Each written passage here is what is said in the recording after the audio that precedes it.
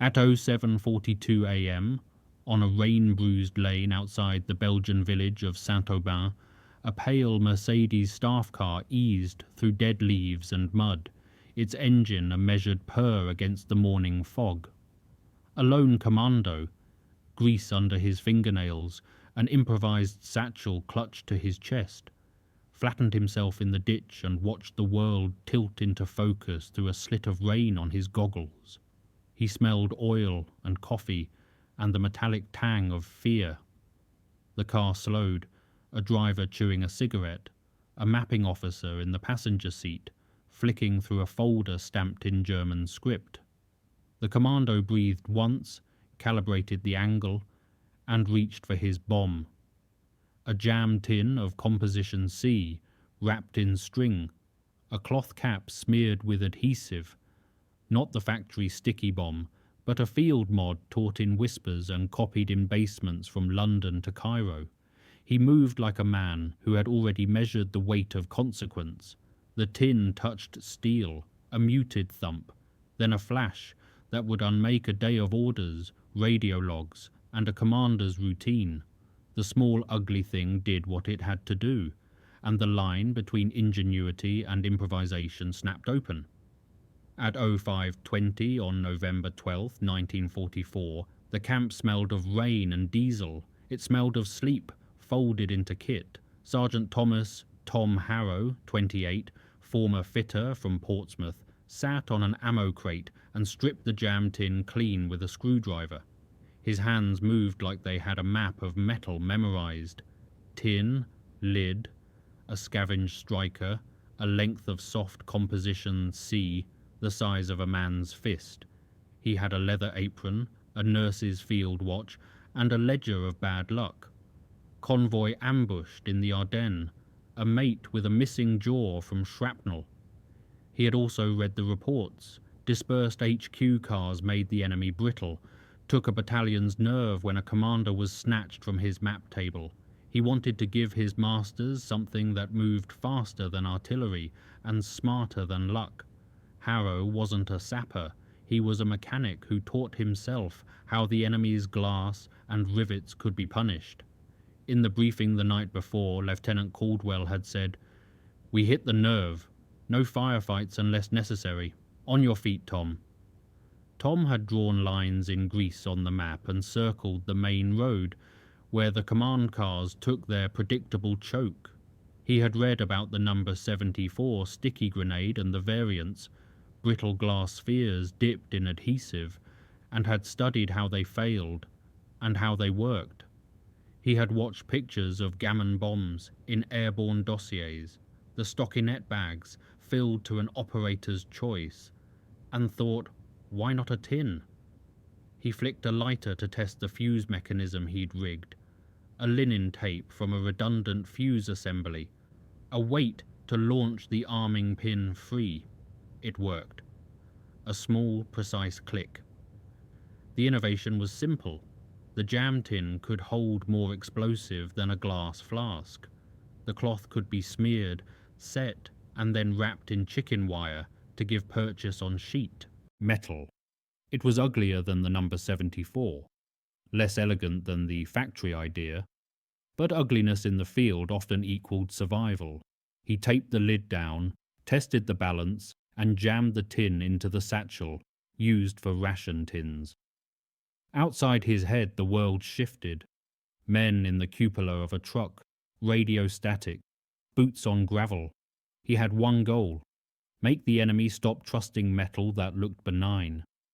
He stood, strapped the satchel to his chest, and slipped out of camp with a nod. The others moved like actors into choreography. A corporal with a binocular, a driver with a face like hard bread, a radio man with the single ragged voice of the platoon. Tom's fear was a small physical thing in his ribs.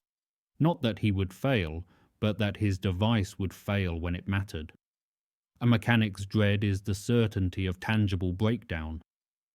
He took the road, measured the distance, and whispered a word he had never said aloud. Now.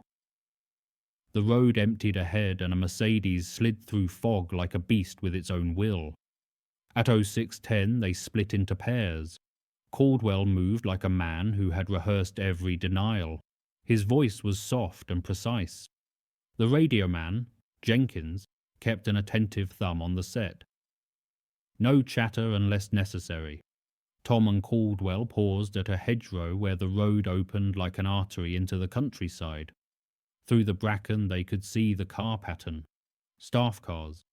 A Type 170 Mercedes-Benz staff car with a split windscreen and a radio mast tucked under the rear deck. A grey Opel truck idling by a barn. The German convoy habitually sent the staff car alone on reconnaissance loops mid-morning. It was their pattern, their laziness. That pattern made targets reproducible. They watched the driver count switch, a map folded on his lap. The passenger, an officer with the angular jaw of the Heer, removed a cigarette, lit it with a throat of boredom, and leaned close to the map. The officer became a human clock, sleeves rolled, tension in the hand that tapped the paper. For Harrow, the detail mattered. The officer's left boot always hung loose. His map never once flapped when he moved. These were the tiny certainties that allowed rust to turn into action. They recorded a log in shorthand. 06:15, in staff car westbound. 06:30, returns. 07:30, main convoy passes. Caldwell scratched a note. High value. They were not the only eyes. Tom saw a farmhouse window darken, and an elderly farmer glanced like a private radar. He felt the adrenaline that is not loud but precise, the way a watch's spring expands in the cold. He had prepared a decoy line, a small roadside flare, a patch of disturbed gravel, a halted bicycle to make the car slow and observe. The plan relied on the enemy's complacency. In the pocket of his jacket was a photograph, MD1's page on sticky devices, that tarnished archive he'd been allowed to glance at when no sapper was looking. He had read descriptions of the number 74's production and the peculiar adhesive that clung to metal, the failures where the bomb stuck to the wrong thing, a boot, a rock, and detonated the wrong story. He would not use factory adhesives, he would improvise. A binder of pine resin and lamp black, boiled down into a sticky paste with soap to add stretch. It was a field solution, rough and honest. He checked his watch. Minute by minute the situation set its own tempo. They knew movement, faces and timing, but didn't yet know the car's passenger list. The gamble would hinge on the officer stepping out for a cigarette. Harrow worked in twilight and wet hands. The village carpenter lent him a small block and a rasp. The baker's boy found him a strip of abandoned leather. He assembled 3 tins that morning, one heavy for anti-vehicular effect, one smaller for demolition of radio gear, and a decoy packed with scrap to simulate armaments in case of capture. Each tin carried the story of improvisation, a flattened jam tin, a striker pin from an old number 69 fuse, linen tape, composition C pressed into a neat plug. He wrapped the tins in burlap and then the resin paste. The burlap would not make the tin sticky, but it would give it texture to adhere to corrugated steel. Tom's hands trembled once, the tremor of a man who knew his craft's fidelity. The mortar bombardments he had seen the previous month had taught him the geometry of metal failure. He could imagine the Mercedes's floor pan bending, a splinter of map catching flame, radios frying like night insects. He had no illusions about kill zones. He had learned that the right strike could turn strategy into confusion and confusion into victory. Outside the cottage, Caldwell rehearsed radio silence. If they fire a shot, we get out. We are not infantry. We do one thing, high value, low spectacle. But not all things in war respect the neatness of plans. Caldwell's cultural war was a map annotated in pencil. Tom's was a model of mortification and hope balanced in an old jam tin. A man from MD1, the shadowy branch in the ministry, known by some as Churchill's Toyshop, would have liked Tom's improvisation. MD1 had been the cradle of unorthodox solutions in 1940 and 1941, a place where Major Millis Jeffress and Stuart McCrae nudged chemistry and will into weapons. Their work had birthed the sticky grenade and 1,000 oddities meant for irregular war. The Commando ethos thrived on that same improvisation ethic: small devices, creative violence, and mechanical certainty. In the back of Tom's mind, a clipped line from a report he'd seen stuck. Machinery of war is only as good as the operator's willingness to think ugly. 3 tins, 3 purposes, and 1 man curious enough to trust a jam tin against a command car. The plan was fragile as wet paper. By 07:10 the team had split. Caldwell and 2 others would watch from a farm track. Tom would be the shadow that moved. Roadways in occupied regions carry a language. Wheel marks, scuffed leaves where boots had trod, the faint residue of long-ago oil. Tom went slow, a silhouette among hedges, satchel heavy on his chest. He felt the satchel's tin like a living thing, waited, angry for release. The Mercedes appeared like an argument, chrome glinting, a driver whose uniform collar was starched despite the rain, the passenger hunched over a map, snapping a pen like a metronome. The car slowed at the village pump, as it always did. The driver gave a polite nod to a man with a basket. The officer wanted water or to toss out a cigarette butt. These were civil gestures in an uncivil climate, usable indulgences. Tom moved as if to pick a stone by the roadside, then stepped because his inside sense told him the man would open the passenger door for a moment. A breath's window for a jam tin. He kept his arm close, his fingers curled around the satchel strap. When the Mercedes drew level, the officer stepped out, cigarette between 2 graceful fingers. He leaned into the engine bay as if to check a belt, an excuse to stoop that would keep him from looking into the hedgerow. A slip of movement. Tom broke cover and stepped forward. He was not a theatrical figure. His step was a mechanical necessity. He put his hand on the officer's shoulder and murmured in broken German a phrase he had practiced. "Herr Major, the wheel?" The officer flinched, turned, and Tom had the small gulf of a second to place the tin. He could have made the mistake the prototypes made, to slap glue directly against clean paint and hope, or he could wedge, tape, and press. He chose the latter. He slid the burlap-clad tin under the wheel arch, tamped the cloth so it had purchase on the chassis seam, then stepped back. Something in the world clicked the way a safety pin slides home. He waited for the linen tape to unspool and the striker to cock itself from the momentum of his motion. Instead, the world gave him a mundane horror. A dog barked. The officer turned too fast. Tom's heart hammered. A tool too coarse. He pushed, and the tin found metal. For a half-second he tasted iron and soap. He lurched back into the ditch as the Mercedes rolled forward, and the ribbon of tape spun tight like a metronome. The last image he carried into the hedgerow was the officer's hand slamming the door, and the driver looking back with the question of surprise. The tin was in place and the arming tape had spun free, but the world is never obedient. Tom had a single minute to live through the consequence. At 07:42 the tin detonated. The sound was a cut-glass crack, a small thunder contained in a minute.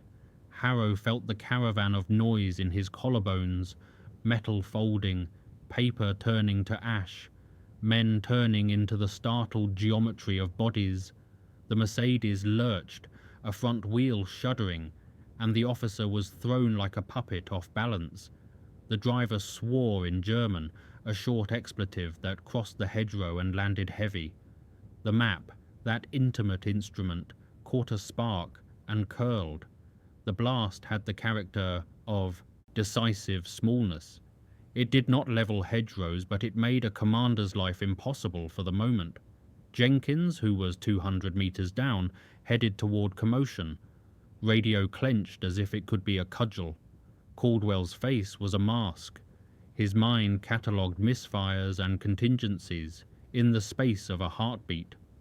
Tom crawled from the ditch and saw the officer crumple, not dead, but bleeding, a hand pressed to a hip that no longer behaved like continuity. The Mercedes sat like a punished animal, engine coughing. They moved in seconds. The radio man checked frequencies. The enemy would call for reinforcements. Tom knew that killing a car might bring armor in minutes. That was the gamble. One strike could cascade into a larger fight, or melt into confusion if the enemy's discipline frayed. For several breathless minutes there was only shouts, and the wet sound of cloth against wool as soldiers emerged from the car to assess. Tom kept a hand on his satchel as if it might detonate again. The device had done its work, but the field does not clear for celebration. The Commando team executed extraction like a well-practiced ballet. Pull back, cut traces, leave a false trail of boot prints into the opposite hedgerow.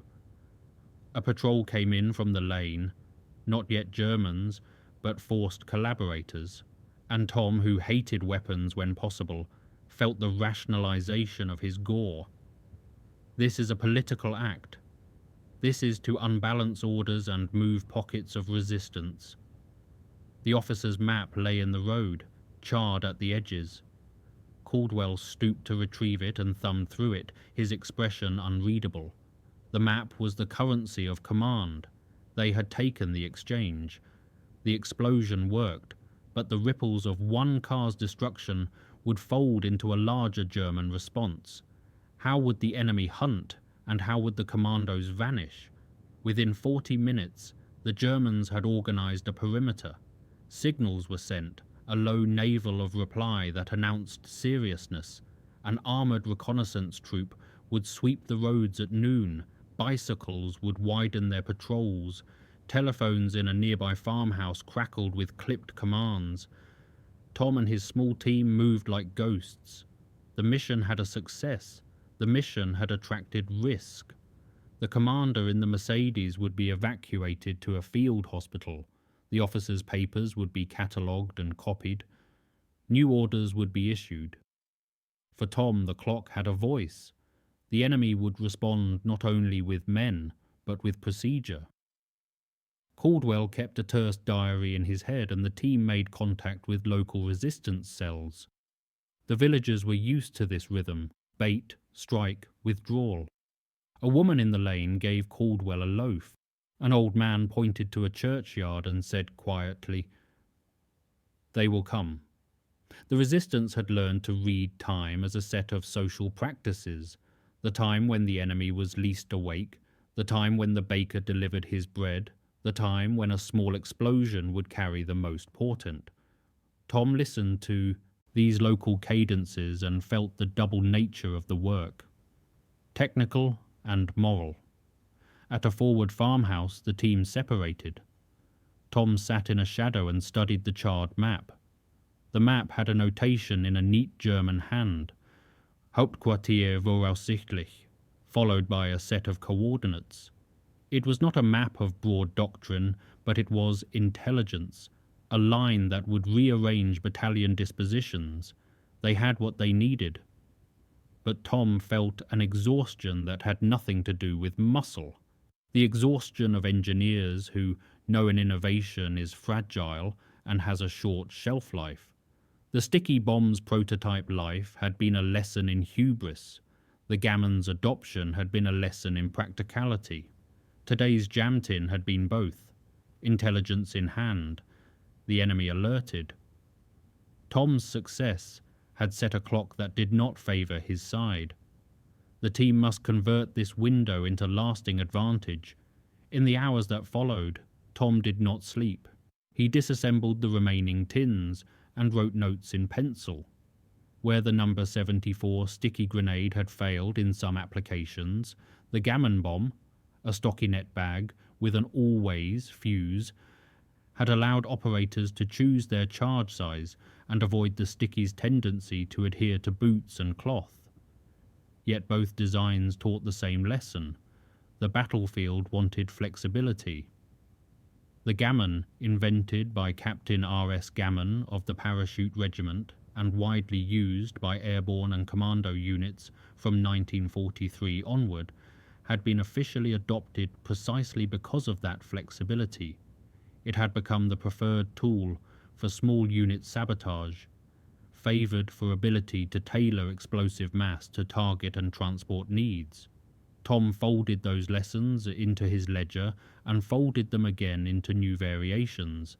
A burlap shell to hold more adhesive, a tamped composition that would direct force into a seam rather than scatter radially. He wrote diagrams on the back of ration wrappers. He annotated the linen tape arming method and the conditions that had allowed safe arming in flight. He identified failure points, the adhesive drying too fast and failing to grip, the tin's lid popping at low speed, the retention pin corroding. He planned corrections. If the device was to be used again, it needed a low signature, no soot, no strange smells, no telltale glove marks. He borrowed a metal file and smoothed edges. He wrapped the burlap in a dull grey painted canvas to blend with vehicle paint, and he practiced taping it in soft light. In a field notebook, a ragged book where the team kept technical and human notes, Caldwell wrote, "Tactic, surgical sabotage. Tech, improvised handheld devices. Morale, up." They would need both the tech and the story. For the commandos, the story mattered. The myth of being able to take a command car with a jam tin would be repeated in mess halls and training grounds, become doctrine of cunning. But for Tom, doctrine was an engineering problem, how to make the device predictable. He was less interested in legend than in reproducible physics. That evening, a liaison from MD1, a thin man with the look of an accountant and an appetite for odd things, stopped by. He listened to Tom's notes and, without smiles, made a few annotations.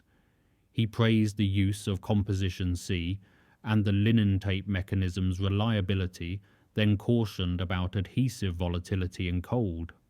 Tom felt a kind of formal validation, an institutional nod that made the jam tin less a peasant trick and more an entry in the ledger of British contrivances.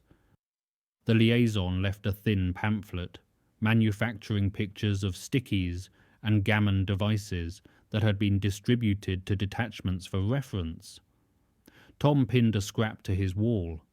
It felt like joining a lineage of engineers who made war less immense and more exact.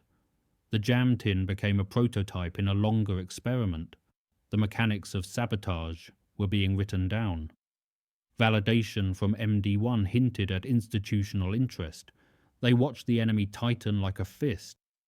German reconnaissance units scoured lanes with methodical cruelty, motorcycles with sidecars, a platoon of infantry in half-tracks, local collaborators pressed into service with the smile of reluctant duty.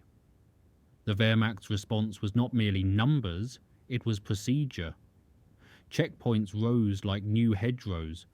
The enemy's telephones hummed with orders that reconfigured patrols around the time of the attack. For the commandos, the result was stark. Mobility costs and more narrow windows for action. Resistance reports came in. A German officer was indeed injured. Orders arrived to move staff cars onto less predictable routes.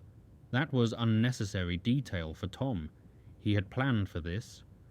The team swept the area in a slow pattern, laid false trails, and fed local farmers a story about broken axles. Caldwell kept the team disciplined. "We will not fight them. We will teach them to fear an envelope." The phrase was deliberate. It made sabotage sound abstract, small. An envelope of destruction slipped under a heel. There was humour in the dark, but there was also real danger. A sweep found fragments of the jam tin, and hostages were taken from a nearby village for questioning. The Commando unit felt guilt like a cold thing in its mouth. Harrow visited the baker's boy, whose hat he had borrowed, and found him muttering about soldiers banging on doors, about a thin man with shaved hair who had taken his father for a night. The moral economy of sabotage is not clean. The small strike that rearranges officer placements also disturbs the rhythms of everyday life. Tom's practical mind sought mitigation. If reprisals were inevitable, then the cost must be minimized. Better camouflage on the devices, stricter operational security, more precise timing. They changed their routes and increased liaison with the resistance. The team's operations became less about single triumph and more about networked pressure. One jammed in, one damaged radio, one morning's confusion multiplying like a contagion in German logistics. The enemy's tightening hands made the commandos' work both more necessary and more dangerous. The risk of retaliation grew. Success bred new dangers. The team's strategy must evolve from opportunism to discipline. A week later, they chose a midnight to strike a small radio detachment on November 19th. The plan was surgical. 2 jam tins placed under the deck of a parked staff car, and a third under a battery housing to blind their comm. Tom had learned from the first strike. This time he would leave nothing to chance. He redesigned the tamping. Instead of burlap, he used a length of stockinette chain-stitched to the tin's lid, a nod to the Gammon's stockinette bag, but compact. The result would both grip and distribute the blast along a seam. He added a short delay element, not to give the enemy time, but to ensure he could be several hundred yards away when the device fired. The night smelled of wet hay and the slow burning of oil lamps. They moved with a choreography of breath. The radio man laid down a thin deception, a fake footpath knockout and a misplaced boot to the south. The Mercedes sat where intelligence indicated, a clean ghost in the moonlight. Tom slipped through hedges and pressed the tin into the chassis seam, laced the stockinette through the lip for purchase, and wound the linen tape.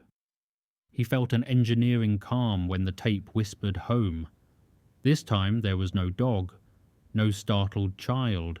The world was still and allowed motion. When the detonations came, the radio cabins were blackened, their glass like frost. The battery housings had been ruptured.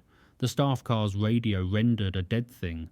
The effective result was not a massacre, but the precise severance of communication lines for hours, enough time for local partisans to move caches and for Allied scouts to map routes with impunity.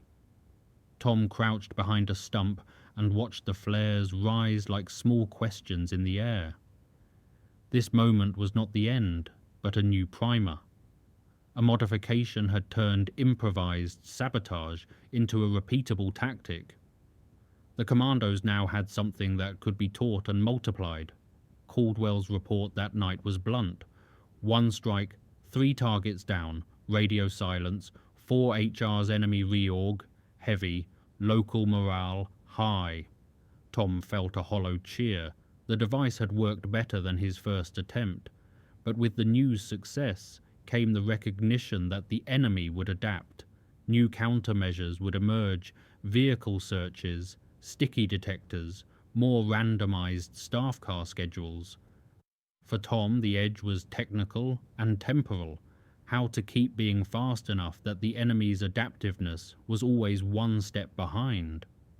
The jam tin mutated into a teachable device, but every lesson learned became a clue the enemy could read. Could innovation outrun adaptation? It was the pattern they had always feared. An attempt at a larger strike, intelligence from an intercepted message that suggested a high-value staff car would pass at 08 Weld on November 26th along a less used road. Caldwell proposed a more daring plan. 2 teams, one to draw attention in a staged skirmish, and the other to take the car. Tom, whose innovations had earned trust, was given the lead on the primary device. He could choose to make the tin larger, or to reduce weight and increase stealth. He chose balance. The morning was brittle with frost, breath hung like small ghosts. The staged skirmish was a whisper of musketry in a hedge, a ploy that drew a German picket to investigate. The Mercedes slowed, and Tom slipped from a lane with the confidence of a man who had rehearsed the feeling of the tape pulling the arming pin. He pressed the stockinette-bound tin under the rear floor, in a seam where the driver's boot would not block it, and where the metal was thin. He wrapped it with an extra collar of resin and canvas, and pushed away as the linen tape pulled taut. The car rolled, and for a sluggish moment, the world was an arpeggio of motion, rubber, road grit, a paper map flapping against a passenger seat. The impact was not dramatic in the cinematic sense. It was a precise collapse. The tin exploded, folding the floor inward and sending the wireless set into a metallic scream. The officer's face was a portrait of bewilderment. A man who had known maps, but not the little physics of a jam tin. Smoke poured, a blotted stain. The staged skirmish had worked. German patrols converged on the hedgerow, leaving clerical chaos in their wake. It felt for a breath as if the world had been momentarily rearranged, but this time the Germans responded with a different script. They sent armoured cars up the minor lanes within 20 minutes, and they used a tactic they had not before. A controlled burn of suspected ambush sites, a method that forced villagers to show their faces and confirm who had been present. The reprisal was swift and methodical. Houses were searched and men dragged out for questioning. The moral costs again rose like smoke. Tom watched as the village's children pressed close to their mothers. He felt the weight of the jam tin's consequence more viscerally than before. The device worked better than ever, but the enemy's new countermeasures were less predictable and more brutal. The cost of victory hung heavy. In the days that followed, luck thinned. One team member was captured during a sweep. Another fell ill with a fever that turned their coordination into an apology. The enemy had refined tactics, vehicle inspections, targeted curfews, and the presence of MG squads at junctions. The commandos were no longer just disrupting the enemy. They were forcing a resource drain that the occupiers met with discipline. Tom felt the arc of their campaign bending into attrition. The jam tin had scaled into a campaign tool, but the price was mounting. He worked through the night again, disassembling devices and cataloguing failure modes. He built thinner tins that could be slipped behind hubcaps, stockinette collars that would not show on quick inspection. He catalogued the grip of different adhesives at different temperatures and wrote notes on the propensity of German crews to check wheel wells versus undercarriages. The arc of his work had shifted from one man's trial to a small industry of small destructive devices. It was an ugly sort of industry. It had no factories, only hands and hedgerows, but industry nonetheless. The team met in a dank barn to weigh options. Caldwell proposed a pause to preserve the local population. Jenkins argued the strategic advantage could not be surrendered. Tom felt the moral calculus like a ledger with blood for columns. He thought of the liaison from MD1, whose thin pamphlet had validated his work. He imagined those pamphlets now read in high places like dry intelligence memos. The moral entropy of innovation in war is that utility is its own seduction. Once a thing works, the mind wants to use it more often until the cost finally tells the truth. In the late hours, Tom wrote a single line in his notebook. Device is effective. Dependence is dangerous. He understood that the field had to return to a rhythm of restraint.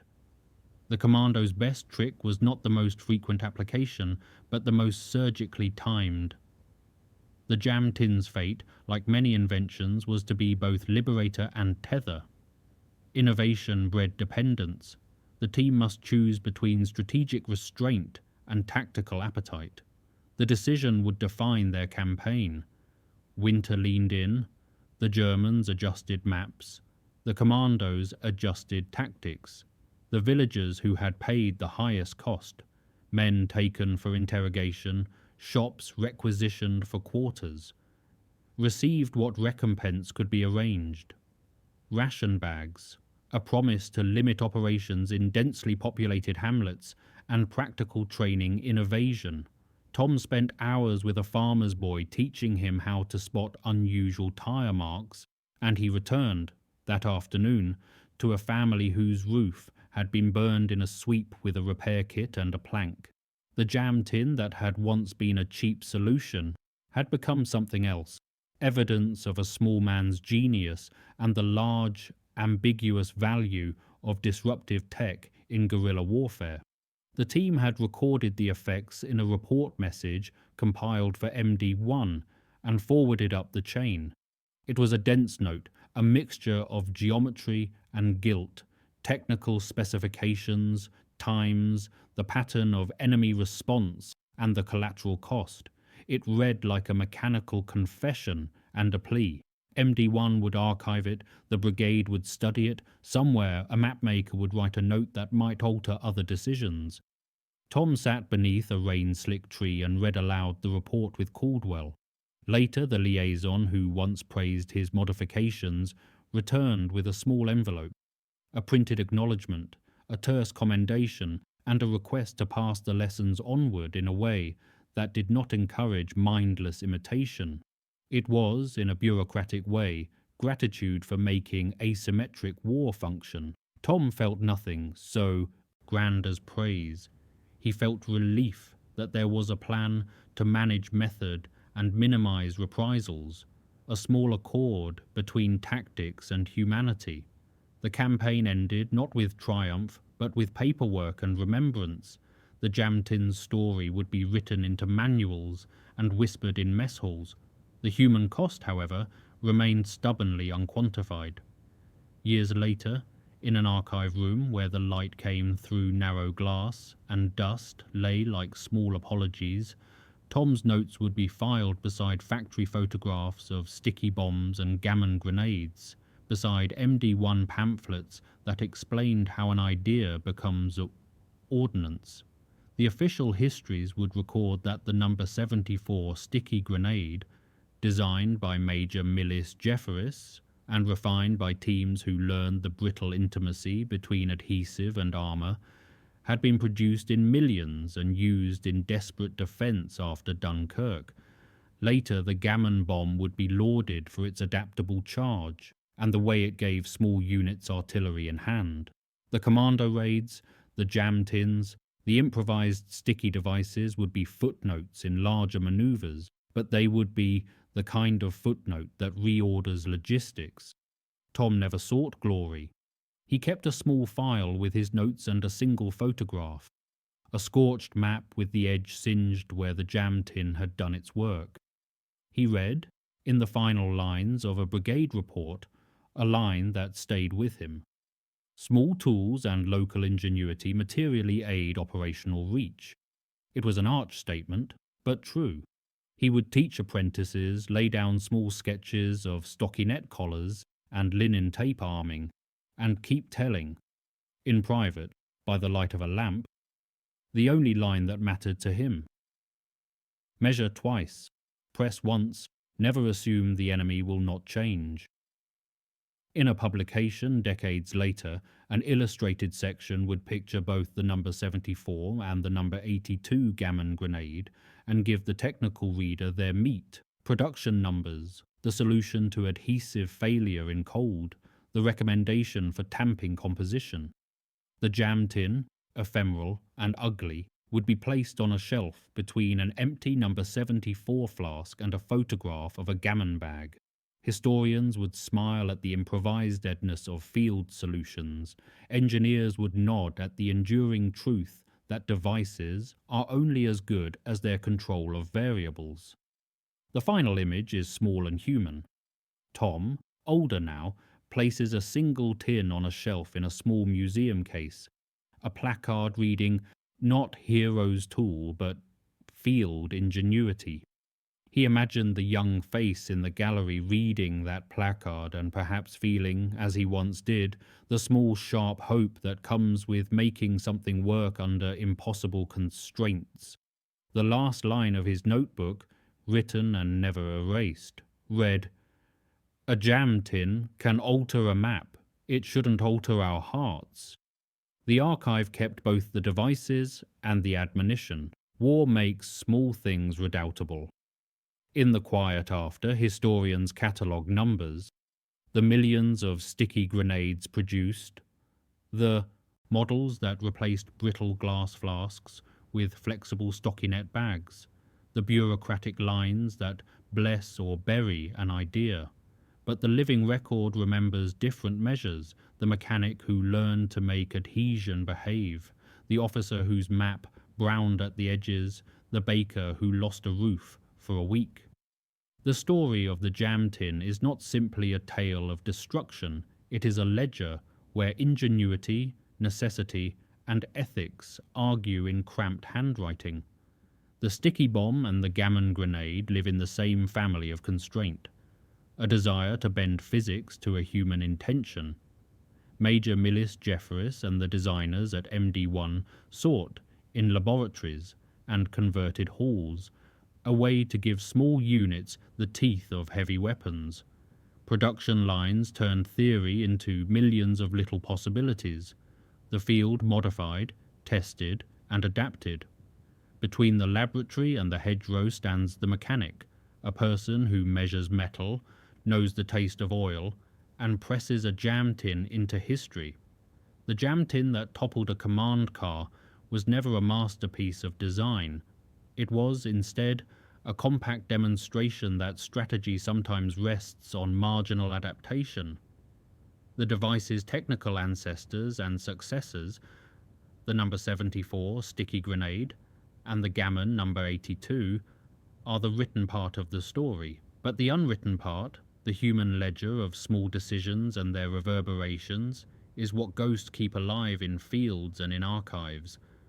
The commando who pressed adhesive into burlap did not change the tide of war in one morning. He changed a small strip of the map, and in maps lives the memory of men solving problems fast, ugly, and ultimately human.